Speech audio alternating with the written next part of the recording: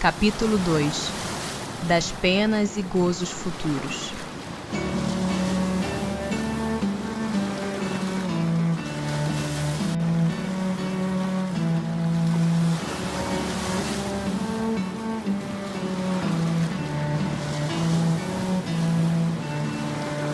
O nada, vida futura. Por que tem o homem instintivamente horror ao nada? Porque o nada não existe. Donde nasce para o homem o sentimento instintivo da vida futura? Já temos dito, antes de encarnar, o espírito conhecia todas essas coisas, e a alma conserva vaga lembrança do que sabe e do que viu no estado espiritual. Intuição das penas e gozos futuros. Donde se origina a crença com que deparamos entre todos os povos na existência de penas e recompensas por vindouras? É sempre a mesma coisa. Pressentimento da realidade trazida ao homem pelo espírito nele encarnado. Porque sabei o bem, não é em vão que uma voz interior vos fala. O vosso erro consiste em não lhe prestardes bastante atenção. Melhores vos tornaríeis, se nisso pensasses muito e muitas vezes. Qual o sentimento que domina a maioria dos homens no momento da morte? A dúvida, o temor ou a esperança? A dúvida nos céticos empedernidos, o temor nos culpados, a esperança nos homens de bem. Como pode haver céticos, uma vez que a alma traz ao homem o sentimento das coisas espirituais? Eles são em número muito menor do que se julga. Muitos se fazem de espíritos fortes durante a vida, somente por orgulho. No momento da morte, porém, deixam de ser tão fanfarrões. Intervenção de Deus nas penas e recompensas. Com cada homem, pessoalmente, Deus se ocupa? Não é Ele muito grande e nós muito pequeninos para que cada indivíduo, em particular, tenha a seus olhos alguma importância? Deus se ocupa com todos os seres que criou, por mais pequeninos que sejam. Nada para sua bondade é destituído de valor. Mas será necessário que Deus atente em cada um dos nossos atos para nos recompensar ou punir? Esses atos não são, na sua maioria, insignificantes para Ele? Deus tem suas leis a regerem todas as vossas ações. Se as violais, vossa é a culpa. Indubitavelmente, quando um homem comete um excesso qualquer, Deus não profere contra ele um julgamento, dizendo-lhe, por exemplo, foste guloso, vou punir-te. Ele traçou um limite. As enfermidades e muitas vezes a morte são a consequência dos excessos. Eis aí a punição. É o resultado da infração da lei. Assim em tudo. Natureza das penas e gozos futuros. Tem alguma coisa de material as penas e gozos da alma depois da morte? Não podem ser materiais, assim o diz o bom senso, pois que a alma não é matéria. Nada tem de carnal essas penas e esses gozos. Entretanto, são 1000 vezes mais vivos do que os que experimentais na terra, porque o espírito, uma vez liberto, é mais impressionável. Então, já a matéria não lhe embota as sensações. Porque das penas e gozos da vida futura faz o homem às vezes tão grosseira e absurda ideia? Inteligência que ainda não se desenvolveu bastante. Compreende a criança as coisas como o adulto? Isso, ao demais, depende também do que se lhe ensinou. Aí é que há necessidade de uma reforma. Muitíssimo incompleta é a vossa linguagem para exprimir o que está fora de vós. Teve-se então que recorrer a comparações, e tomastes como realidade as imagens e figuras que serviram para essas comparações. À medida, porém, que o homem se instrui, melhor vai compreendendo o que a sua linguagem não pode exprimir. Em que consiste a felicidade dos bons espíritos?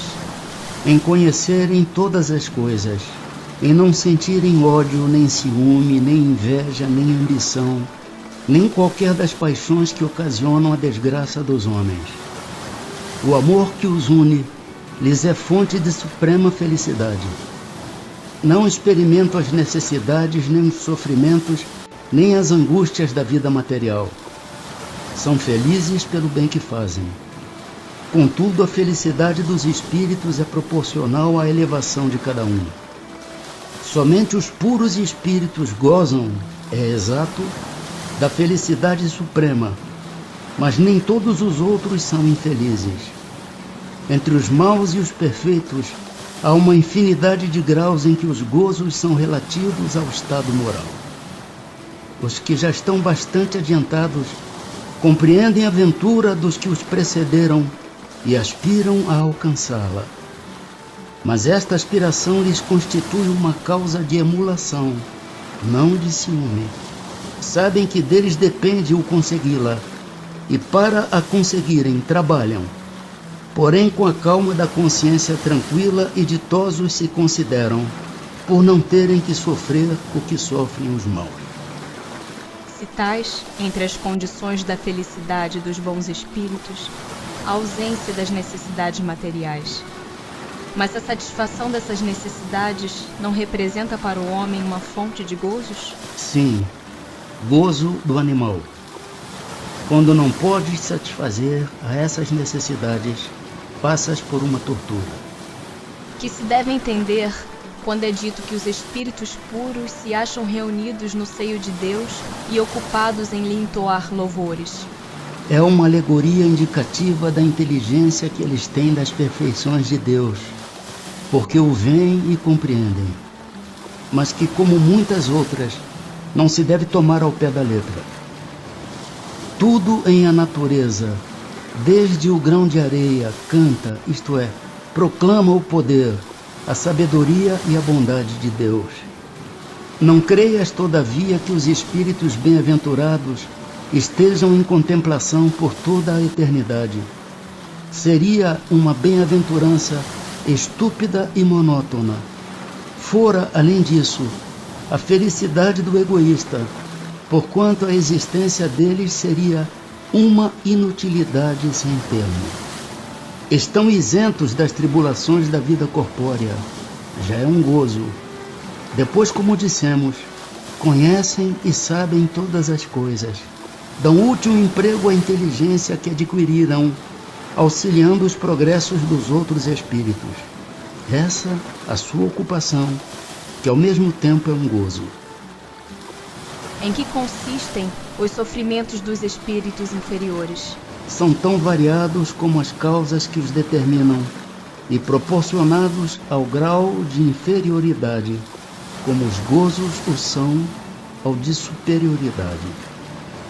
Podem resumir-se assim: invejarem o que lhes falta para ser felizes e não obterem, verem a felicidade e não na poderem alcançar, pesar, ciúme, raiva, desespero, motivados pelo que os impede de ser ditosos, remorsos, ansiedade moral indefinível. Desejam todos os gozos e não os podem satisfazer. Eis o que os tortura.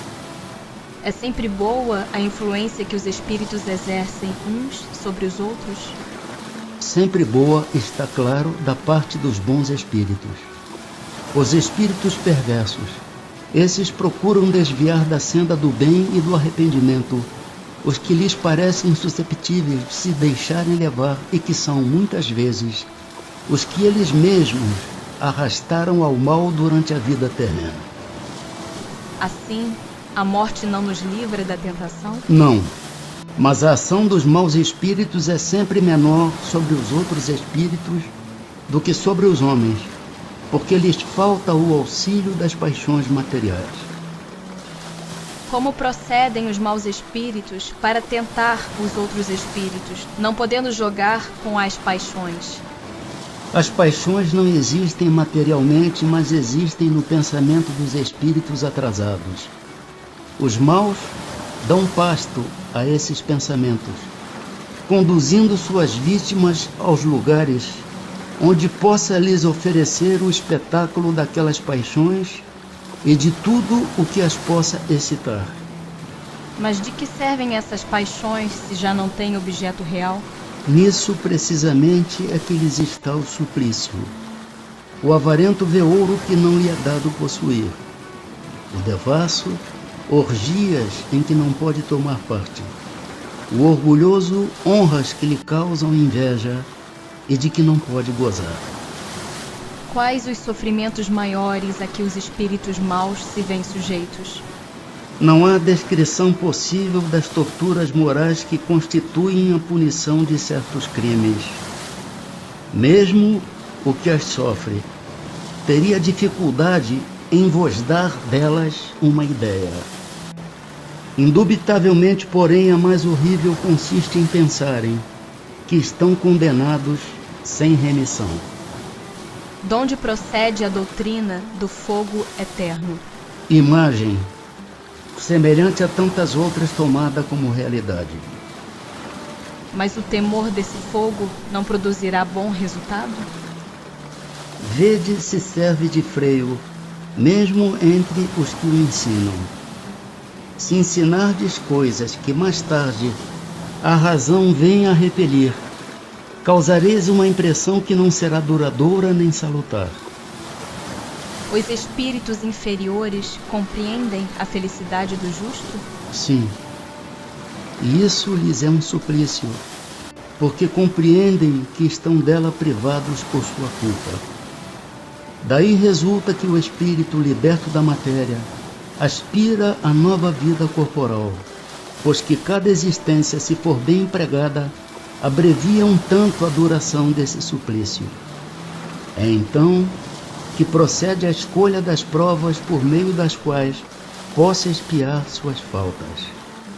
Porque ficais sabendo, o espírito sofre por todo o mal que praticou ou de que foi causa voluntária, por todo o bem que houvera podido fazer e não fez, e por todo o mal que decorra de não haver feito o bem. Para o espírito errante já não há véus. Ele se acha como tendo saído de um nevoeiro e vê o que o distancia da felicidade. Mas sofre então, porque compreende quanto foi culpado. Não tem mais ilusões. Vê as coisas na sua realidade. O espetáculo dos sofrimentos dos espíritos inferiores não constitui para os bons uma causa de aflição? E nesse caso, que fica sendo a felicidade deles se é assim turbada? Não constitui motivo de aflição, pois que sabem que o mal terá fim. Auxiliam os outros a se melhorarem e lhes estendem as mãos. Essa a ocupação deles, ocupação que lhes proporciona gozo quando são bem-sucedidos. Isto se concebe da parte de espíritos estranhos ou indiferentes. Mas o espetáculo das tristezas e dos sofrimentos daqueles a quem amaram na terra não lhes perturba a felicidade? Se não vissem esses sofrimentos, é que eles vos seriam estranhos depois da morte.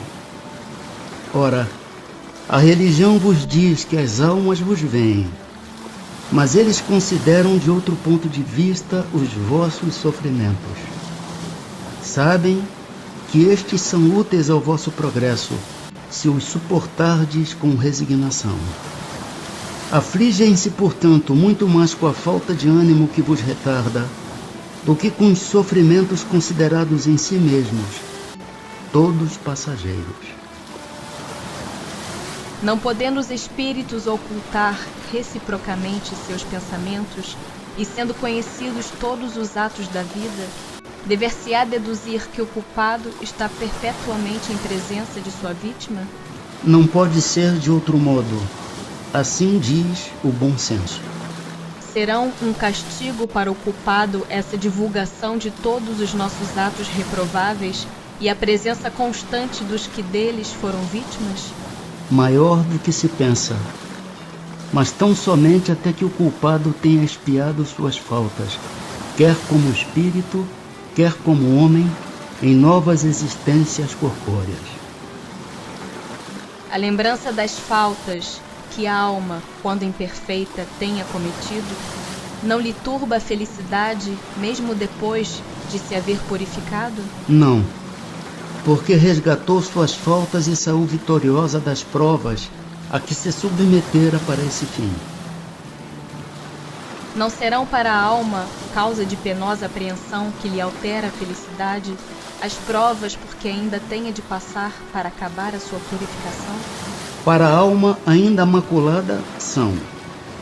Daí vem que ela não pode gozar de felicidade perfeita, senão quando esteja completamente pura.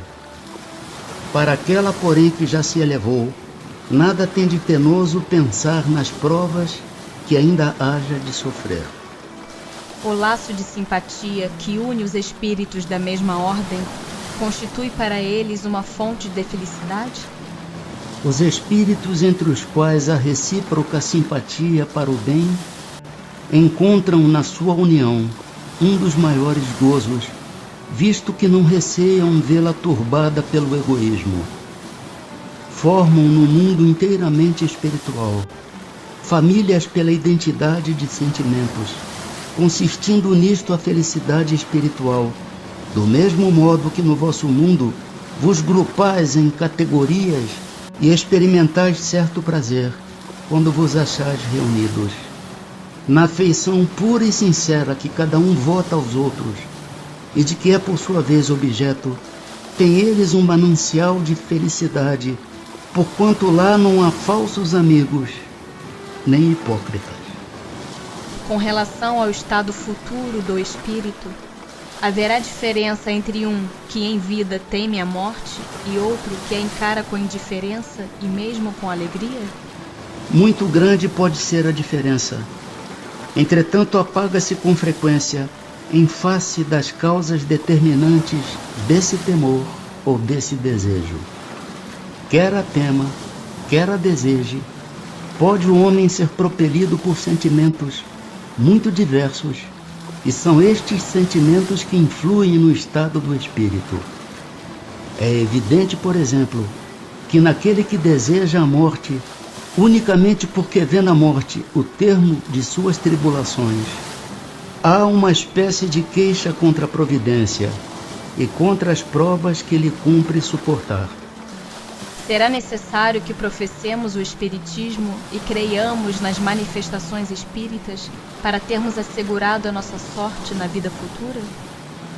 Se assim fosse, seguir-se-ia que estariam deserdados todos os que não creem ou que não tiveram ensejo de esclarecer-se, o que seria absurdo. Só o bem assegura a sorte futura. Ora, o bem é sempre o bem, qualquer que seja o caminho que a ele conduza. Penas temporais.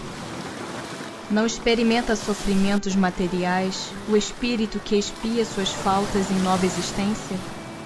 Será então exato dizer-se que depois da morte só há para a alma sofrimentos morais?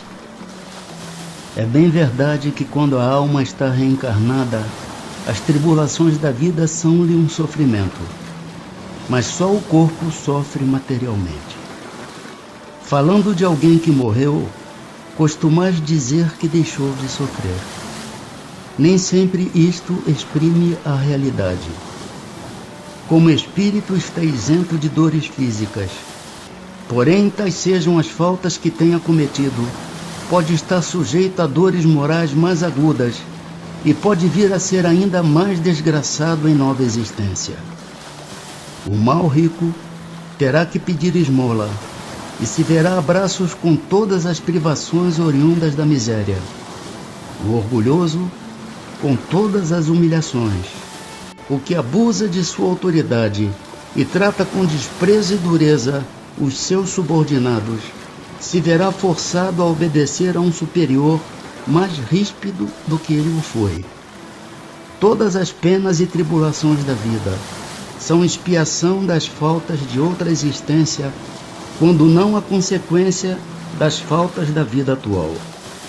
Logo que daqui houverdes saído, compreendê-lo-eis. O homem que se considera feliz na terra, porque pode satisfazer as suas paixões, é o que menos esforços emprega para se melhorar. Muitas vezes começa sua expiação já nessa mesma vida de efêmera felicidade, mas certamente expiará noutra existência tão material quanto aquela. As vicissitudes da vida são sempre a punição das faltas atuais? Não, já dissemos.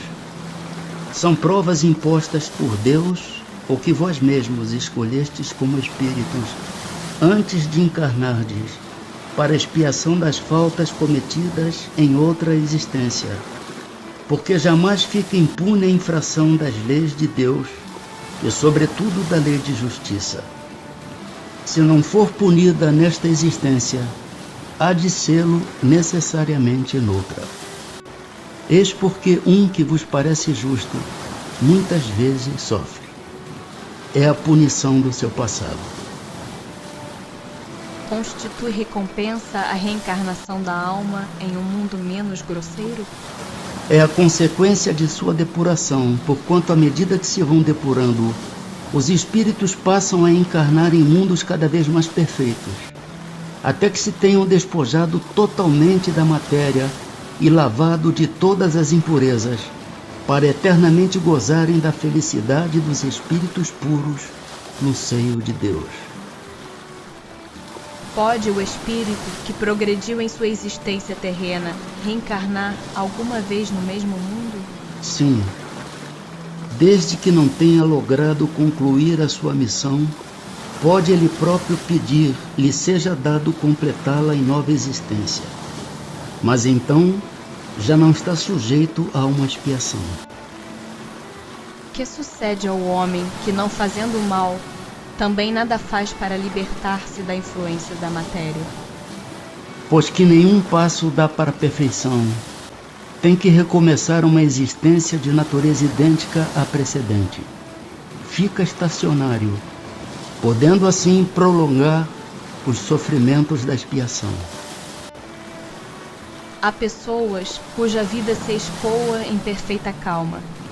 Há pessoas cuja vida se escoa em perfeita calma, que nada precisando fazer por si mesmas, se conservam isentas de cuidados.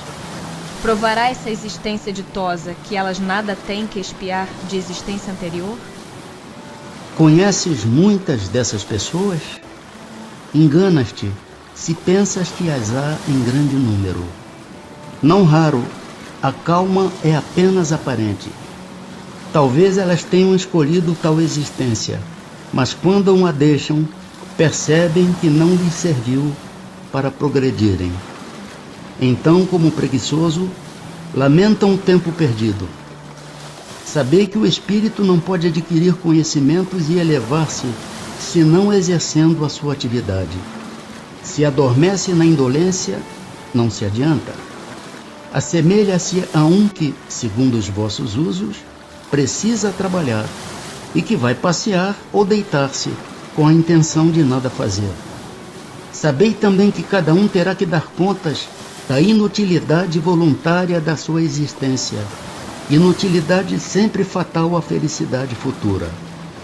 Para cada um, o total dessa felicidade futura corresponde à soma do bem que tenha feito, estando da infelicidade na proporção do mal que haja praticado e daqueles a quem haja desgraçado.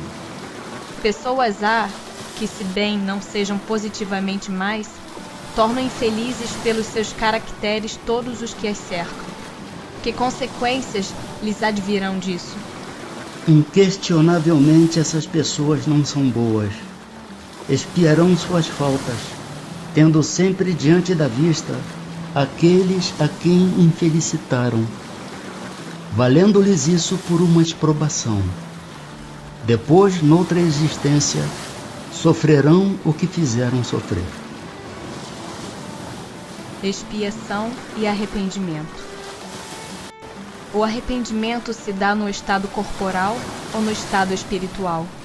No estado espiritual, mas também pode ocorrer no estado corporal, quando bem compreendeis a diferença entre o bem e o mal. Qual a consequência do arrependimento no estado espiritual? Desejar o arrependido uma nova encarnação para se purificar. O espírito compreende as imperfeições que o privam de ser feliz e por isso aspira a uma nova existência em que possa expiar suas faltas. Que consequência produz o arrependimento no estado corporal? Fazer que já na vida atual o espírito progrida, se tiver tempo de reparar suas faltas. Quando a consciência o acusa e lhe mostra uma imperfeição, o homem pode sempre melhorar-se. Não há homens que só têm o instinto do mal e são inacessíveis ao arrependimento? Já vos disse que todo espírito tem que progredir incessantemente. Aquele que nesta vida só tem o instinto do mal, terá noutra vida o do bem. E é para isso que renasce muitas vezes, pois preciso é que todos progridam e atinjam a meta. A diferença está somente em que uns gastam mais tempo do que outros, porque assim o querem. Aquele que só tem o instinto do bem já se purificou, visto que talvez tenha tido o do mal em anterior existência. O homem perverso que não reconheceu suas faltas durante a vida, sempre as reconhece depois da morte? Sempre as reconhece. E então mais sofre porque sente em si todo o mal que praticou, ou de que foi voluntariamente causa. Contudo, o arrependimento nem sempre é imediato.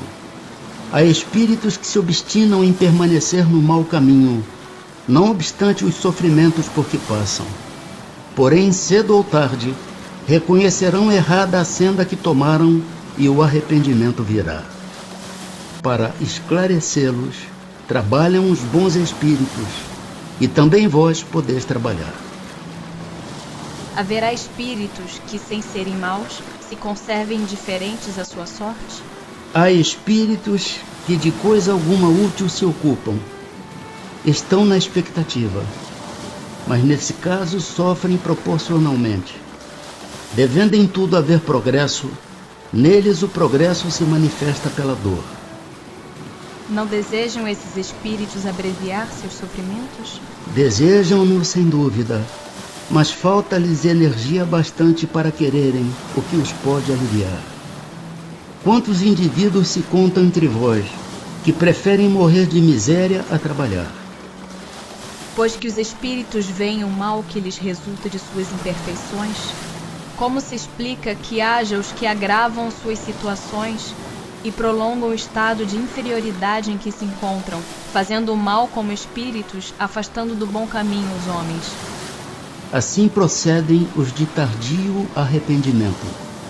Pode também acontecer que depois de se haver arrependido, o espírito se deixe arrastar de novo para o caminho do mal por outros espíritos ainda mais atrasados. Vêem-se espíritos de notória inferioridade, acessíveis aos bons sentimentos e sensíveis às preces que por eles se fazem. Como se explica que outros espíritos, que devêramos supor mais esclarecidos, revelem um endurecimento e um cinismo dos quais coisa alguma consegue triunfar? A prece só tem efeito sobre o espírito que se arrepende. Com relação aos que, impelidos pelo orgulho, se revoltam contra Deus e persistem nos seus desvarios, chegando mesmo a exagerá-los, como o fazem alguns desgraçados espíritos, a prece nada pode e nada poderá, senão no dia em que um clarão de arrependimento se produza neles. A expiação se cumpre no estado corporal ou no estado espiritual? A expiação se cumpre durante a existência corporal mediante as provas a que o espírito se acha submetido, e na vida espiritual, pelos sofrimentos morais inerentes ao estado de inferioridade do espírito.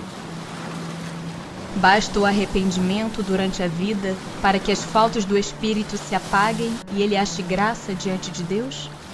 O arrependimento concorre para a melhoria do espírito, mas ele tem que expiar o seu passado.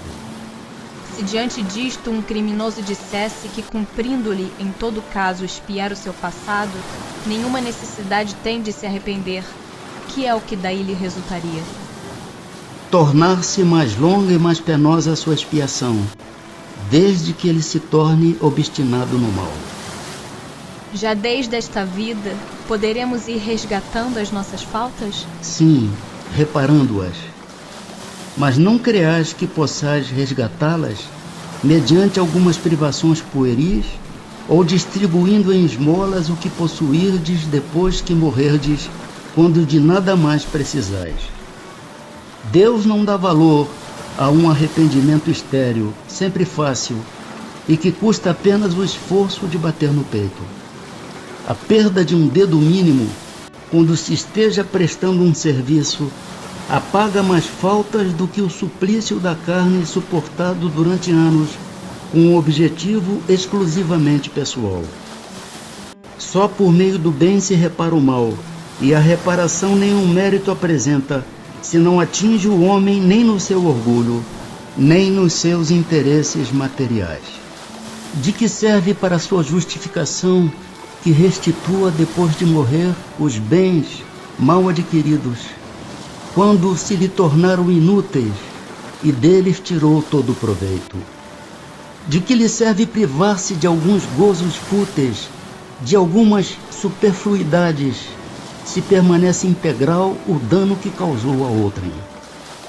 De que lhe serve, finalmente, humilhar-se diante de Deus, se perante os homens conserva o seu orgulho? Nenhum mérito haverá em assegurarmos para depois de nossa morte emprego útil aos bens que possuímos? Nenhum mérito não é o termo. Isso sempre é melhor do que nada. A desgraça, porém, é que aquele que só depois de morto dá, é quase sempre mais egoísta do que generoso. Quer ter o fruto do bem sem o trabalho de praticá-lo. Duplo proveito tira aquele que em vida se priva de alguma coisa. O mérito do sacrifício e o prazer de ver felizes os que lhe devem a felicidade. Mas lá está o egoísmo a dizer-lhe: o que dás, tira aos teus gozos. E como o egoísmo fala mais alto do que o desinteresse e a caridade, o homem guarda o que possui, pretextando suas necessidades pessoais e as exigências da sua posição. Ah, lastimai aquele que desconhece o prazer de dar. Acha-se verdadeiramente privado de um dos mais puros e suaves gozos, submetendo-o à prova da riqueza, tão escorregadia e perigosa para o seu futuro. Houve Deus por bem conceder-lhe como compensação a ventura da generosidade de que já neste mundo pode gozar. Que deve fazer aquele que, em artigo de morte, reconhece suas faltas quando já não tem tempo de as reparar? Basta-lhe, nesse caso, arrepender-se? O arrependimento lhe apressa a reabilitação, mas não o absolve. Diante dele não se desdobra o futuro que jamais se lhe tranca. Duração das penas futuras. É arbitrária ou sujeita a uma lei qualquer a duração dos sofrimentos do culpado na vida futura? Deus nunca obra caprichosamente, e tudo no universo se rege por leis em que a sua sabedoria e a sua bondade se revelam. Em que se baseia a duração dos sofrimentos do culpado? No tempo necessário a que se melhore, sendo o estado de sofrimento ou de felicidade proporcionada ao grau de purificação do espírito. A duração e a natureza de seus sofrimentos dependem do tempo que ele gaste em melhorar-se. À medida que progride e que os sentimentos se lhe depuram, seus sofrimentos diminuem e mudam de natureza. São Luís. Ao espírito sofredor, o tempo se afigura tão ou menos longo do que quando estava vivo? Parece-lhe mais longo. Para ele não existe o sono. Só para os espíritos que já chegaram a certo grau de purificação, o tempo, por assim dizer, se apaga diante do infinito. Poderão durar eternamente os sofrimentos do espírito? Poderiam, se ele pudesse ser eternamente mau, isto é, se jamais se arrependesse e melhorasse, sofreria eternamente. Mas Deus não criou seres tendo por destino permanecerem votados perpetuamente ao mal. Apenas os criou a todos, simples e ignorantes, tendo todos, no entanto, que progredir em tempo mais ou menos longo, conforme decorrer da vontade de cada um. Mais ou menos tardia pode ser a vontade, do mesmo modo que a crianças mais ou menos precoces, porém cedo ou tarde ela aparece por efeito da irresistível necessidade que o espírito sente de sair do estado de inferioridade e de se tornar feliz. Eminentemente sábia e magnânima é, pois, a lei que rege a duração das penas, porquanto subordina essa duração aos esforços do espírito. Jamais o priva do seu livre arbítrio. Se deste faz ele mau uso, sofre as consequências. São Luís. Haverá espíritos que nunca se arrependem?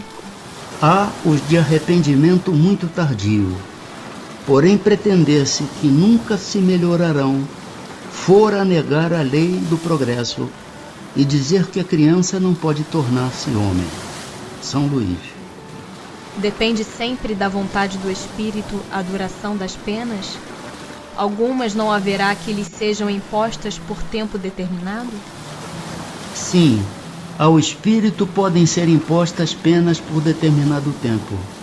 Mas Deus, que só quer o bem de suas criaturas, acolhe sempre o arrependimento e infrutífero jamais fica o desejo que o espírito manifeste de se melhorar. São Luís. Assim, as penas impostas jamais o são por toda a eternidade? Interrogai o vosso bom senso, a vossa razão, e perguntai-lhes se uma condenação perpétua motivada por alguns momentos de erro não seria a negação da bondade de Deus, que é com efeito a duração da vida, ainda quando de 100 anos em face da eternidade. Eternidade. Compreendeis bem esta palavra?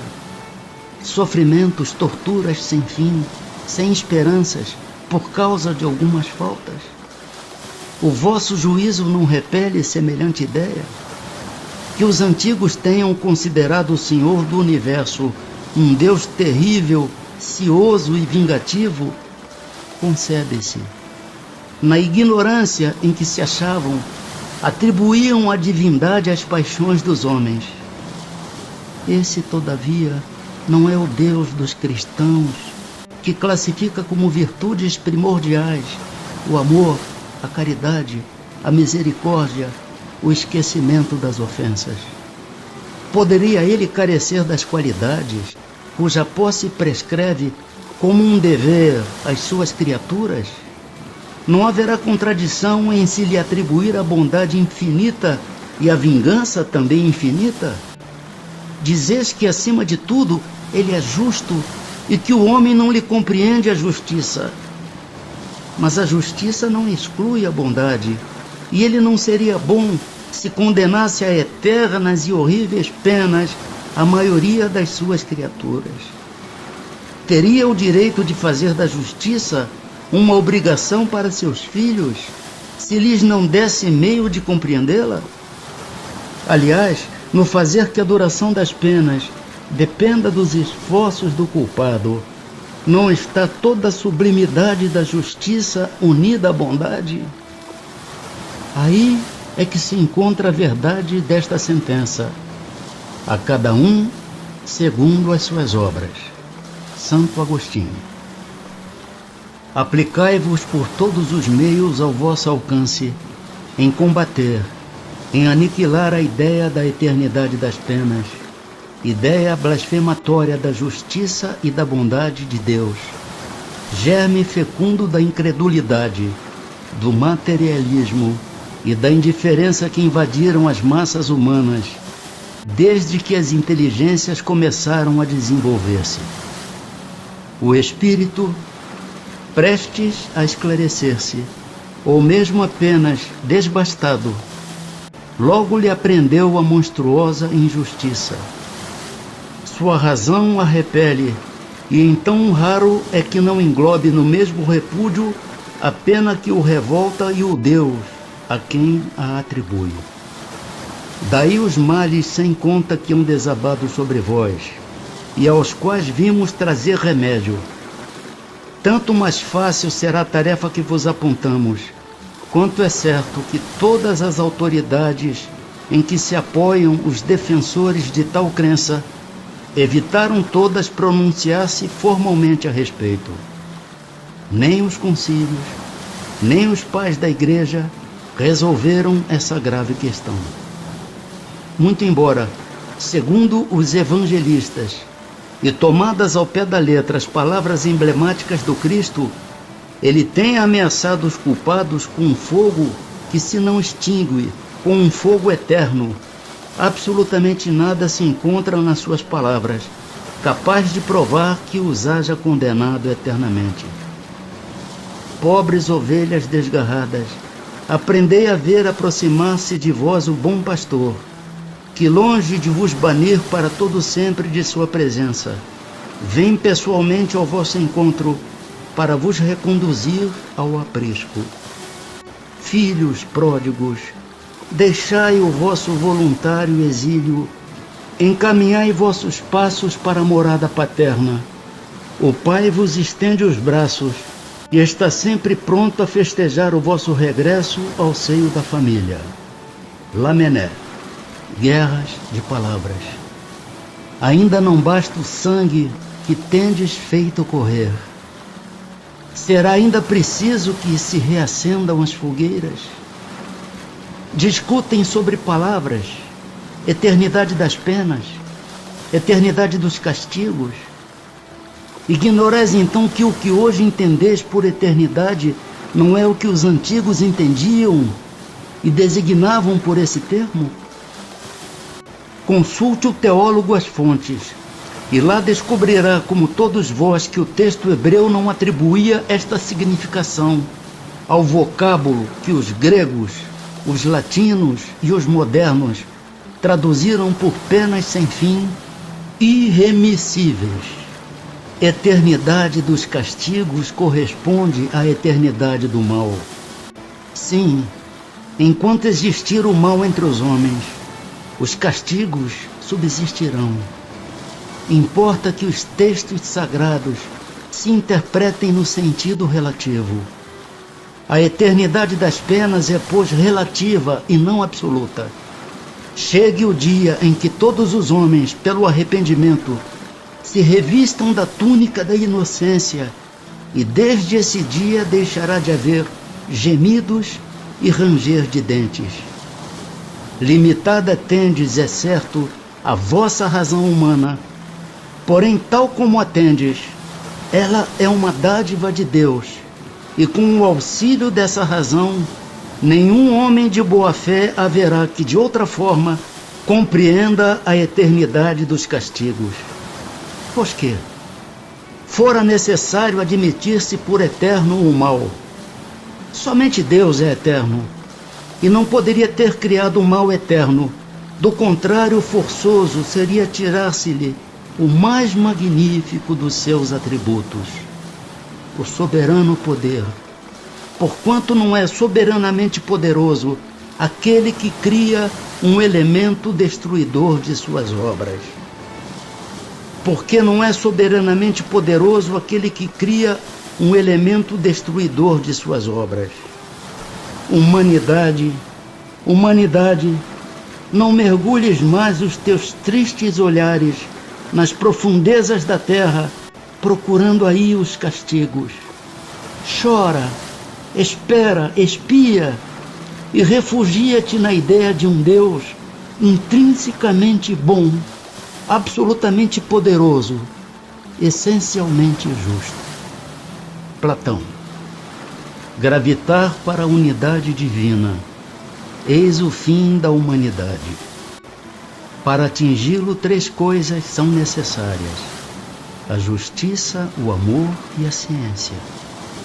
3 coisas lhe são opostas e contrárias: a ignorância, o ódio e a injustiça. Pois bem, digo-vos em verdade que mentis a estes princípios fundamentais, comprometendo a ideia de Deus, exagerando-lhe a severidade. Duplamente a comprometeis, deixando que no espírito da criatura penetre a suposição de que há nela mais clemência, mais virtude, amor e verdadeira justiça do que atribuís ao ser infinito. Destruís mesmo a ideia do inferno, tornando-o ridículo e inadmissível às vossas crenças, como o é aos vossos corações, o horrendo espetáculo das execuções, das fogueiras e das torturas da Idade Média. Pois que, quando banida se acha para sempre das leis humanas a era das cegas represálias, é que esperais mantê-la no ideal? Oh, crede-me, irmãos, em Deus e em Jesus Cristo, crede-me. Ou vos resignais a deixar que pereçam nas vossas mãos todos os vossos dogmas, de preferência a que se modifiquem, ou então vivificai-os, abrindo-os aos benfazejos eflúvios que os bons, neste momento, derramam neles. A ideia do inferno, com as suas fornalhas ardentes, com as suas caldeiras a ferver, pôde ser tolerada, isto é, perdoável, num século de ferro. Porém, no século XIX, não passa de vão fantasma, próprio quando muito para amedrontar criancinhas, e em que estas, crescendo um pouco, logo deixam de crer.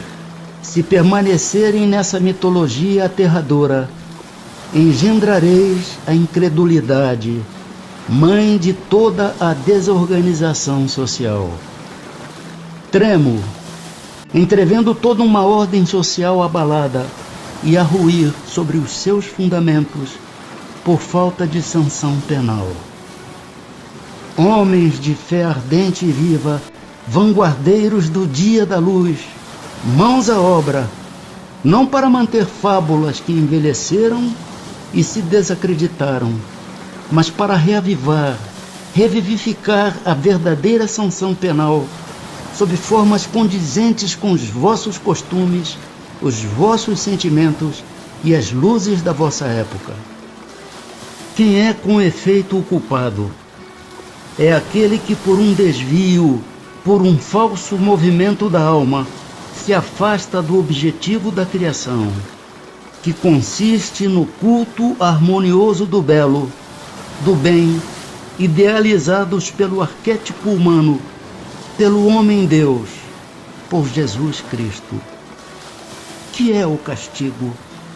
A consequência natural derivada desse falso movimento, uma certa soma de dores necessária a desgostá-lo da sua deformidade, pela experimentação do sofrimento. O castigo é o aguilhão que estimula a alma, pela amargura, a se dobrar sobre si mesma e a buscar o porto de salvação. O castigo só tem por fim a reabilitação, a redenção. Querê-lo eterno por uma falta não eterna é negar-lhe toda a razão de ser. Oh, em verdade vos digo, cessai de pôr em paralelo na sua eternidade o bem, essência do Criador, com o mal, essência da criatura. Fora criar uma penalidade injustificável. Afirmai ao contrário o abrandamento gradual dos castigos e das penas pelas transmigrações, e consagrareis a unidade divina, tendo unidos o sentimento e a razão. Paulo, apóstolo. Ressurreição da carne. O dogma da ressurreição da carne será a consagração da reencarnação ensinada pelos espíritos? Como quererias que fosse de outro modo? Conforme sucede com tantas outras, estas palavras só parecem despropositadas no entender de algumas pessoas, porque as tomam ao pé da letra. Levam por isso à incredulidade. Dai-lhes uma interpretação lógica, e os que chamais livres pensadores as admitirão sem dificuldades, precisamente pela razão de que refletem. Por quê? Não vos enganeis. Esses livres pensadores o que mais pedem e desejam é crer. Têm como os outros, ou talvez mais que os outros, a sede do futuro, mas não podem admitir o que a ciência desmente. A doutrina da diversidade das existências é consentânea com a justiça de Deus. Só ela explica o que sem ela é inexplicável. Como havias de pretender que o seu princípio não estivesse na própria religião? Assim, pelo dogma da ressurreição da carne, a própria Igreja ensina a doutrina da reencarnação? É evidente. Demais, essa doutrina decorre de muitas coisas que têm passado despercebidas e que dentro em pouco se compreenderão neste sentido. Reconhecer-se-á em breve que o Espiritismo ressalta a cada passo do texto, mesmo das Escrituras Sagradas. Os espíritos, portanto, não vêm subverter a religião como alguns o pretendem. Vêm, ao contrário, confirmá-la, sancioná-la por provas irrecusáveis. Como, porém, são chegados os tempos de não mais empregarem linguagem figurada, eles se exprimem sem alegorias e dão às coisas sentido claro e preciso que não possa estar sujeita a qualquer interpretação falsa. Eis porque daqui a algum tempo, muito maior será do que é hoje o número de pessoas sinceramente religiosas e crentes. São Luís. Paraíso, inferno e purgatório. Haverá no universo lugares reservados para as penas e gozos dos espíritos segundo seus merecimentos? Já respondemos a esta pergunta. As penas e os gozos são inerentes ao grau de perfeição dos espíritos. Cada um tira de si mesmo o princípio de sua felicidade ou de sua desgraça. E como eles estão por toda parte, nenhum lugar, reservado ou fechado, existe especialmente destinado a uma ou outra coisa. Quanto aos encarnados, esses são mais ou menos felizes ou desgraçados, conforme é mais ou menos adiantado o mundo em que habitam. De acordo então com o que vindes de dizer, o inferno e o paraíso não existem, tais como o homem os imagina? São simples alegorias. Por toda parte há espíritos ditosos e inditosos. Entretanto, conforme também já dissemos, os espíritos de uma mesma ordem se reúnem por simpatia, mas podem reunir-se onde queiram, quando são perfeitos. Que se deve entender por purgatório? Dores físicas e morais, o tempo da expiação. Quase sempre na terra é que fazeis o vosso purgatório, e que Deus vos obriga a expiar as vossas faltas. Como se explica que espíritos, cuja superioridade se revela na linguagem de que usam, tenham respondido a pessoas muito sérias a respeito do inferno e do purgatório, de conformidade com as ideias correntes? é que falam uma linguagem que possa ser compreendida pelas pessoas que os interrogam. Quando estas se mostram imbuídas de certas ideias, eles evitam chocá-las muito bruscamente, a fim de não lhes ferir as convicções. Se um espírito dissesse a um muçulmano, sem precauções oratórias, que Maomé não foi profeta, seria muito mal acolhido. Concebe-se que assim procedam os espíritos que nos querem instruir. Como, porém, se explica que, interrogados acerca da situação em que se achavam, alguns espíritos tenham respondido que sofriam as torturas do inferno ou do purgatório? Quando são inferiores e ainda não completamente desmaterializados, os espíritos conservam uma parte de suas ideias terrenas e, para dar suas impressões, se servem dos termos que lhes são familiares. Acham-se num meio que só imperfeitamente lhes permite sondar o futuro. Essa a causa de alguns espíritos errantes ou recém-desencarnados falarem como o fariam se estivessem encarnados. Inferno se pode traduzir por uma vida de provações extremamente dolorosa com a incerteza de haver outra melhor. Purgatório, por uma vida também de provações, mas com a consciência de melhor futuro. Quando experimentas uma grande dor, não costumas dizer que sofres como um danado? Tudo isso são apenas palavras, e sempre ditas em sentido figurado. Que se deve entender por uma alma a penar? Uma alma errante e sofredora, incerta de seu futuro, e a qual podeis proporcionar o alívio que muitas vezes solicita, vindo comunicar-se convosco. Em que sentido se deve entender a palavra céu? Julgas que seja um lugar como os campos elíseos dos antigos, onde todos os bons espíritos estão promiscuamente aglomerados, sem outra preocupação que a de gozar pela eternidade toda de uma felicidade passiva? Não. É o espaço universal. São os planetas, as estrelas e todos os mundos superiores, onde os espíritos gozam plenamente de suas faculdades, sem as tribulações da vida material, nem as angústias peculiares à inferioridade. Alguns espíritos disseram estar habitando o quarto, o quinto céus e etc. O que queriam dizer com isso? Perguntando-lhes que céu habitam, é que formais ideia de muitos céus dispostos como os andares de uma casa. Eles então respondem de acordo com a vossa linguagem. Mas por estas palavras, quarto e quinto céus, exprimem diferentes graus de purificação e, por consequência, de felicidade. É exatamente como quando se pergunta a um espírito se está no inferno.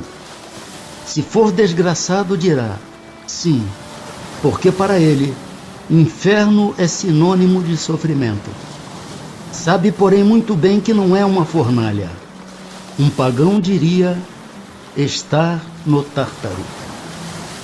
Em que sentido se deve entender estas palavras do Cristo? Meu reino não é deste mundo. Respondendo assim, o Cristo falava em sentido figurado. Queria dizer que o seu reinado se exerce unicamente sobre os corações puros e desinteressados. Ele está onde quer que domine o amor do bem. Ávidos, porém, das coisas deste mundo e apegados aos bens da terra, os homens com ele não estão. Poderá jamais implantar-se na terra o reinado do bem?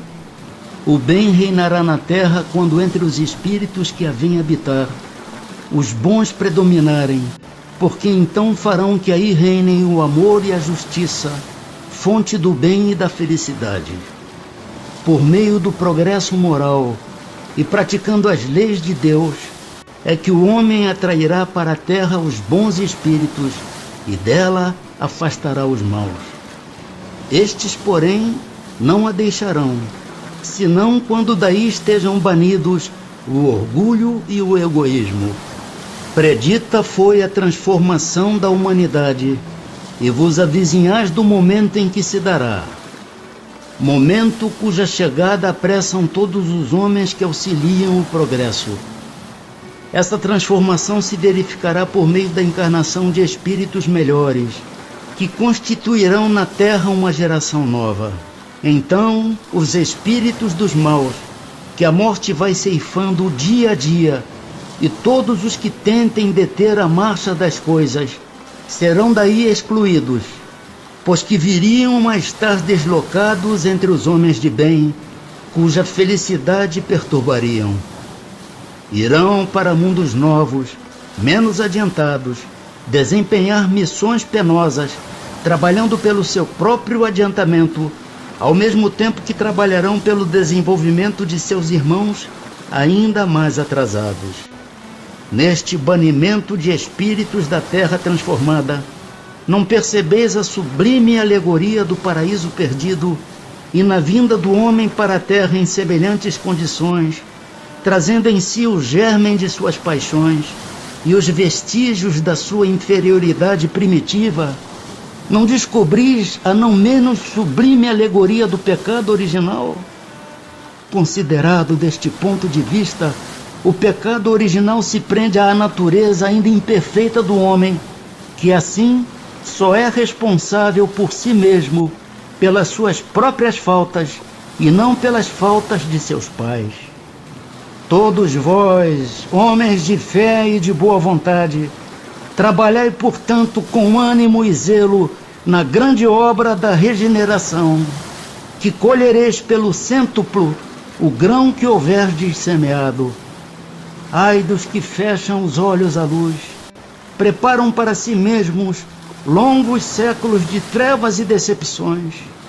Ai dos que fazem dos bens deste mundo a fonte de todas as suas alegrias.